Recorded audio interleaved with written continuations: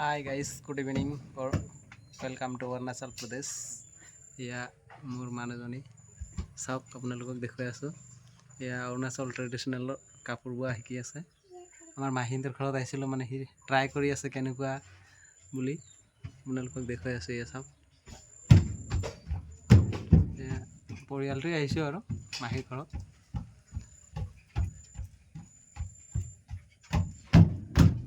এয়া চাওক,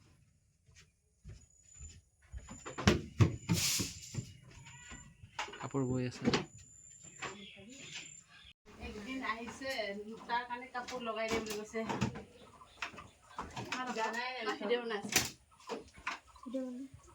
এইটো গছিব লাগে পিৰাত বোৱাৰী, তেতিয়া জোৰ হ'ব। ঘৰত পিৰা লগাইছে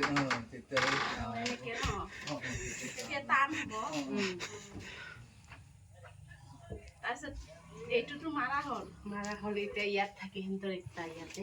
কি তো নিজৰ বুলি কোৱা, ই আমাৰতো বেলেগ একো নহয়। জোৰকে লগাবতো তাৰপিছত আমাৰ বুলি ক'ব লাগিব না। আমাৰ ক'ব লাগিব, আমাৰ এতিয়া এনেকা কৰে। তহঁতৰতো আমাৰহে হ'ব না।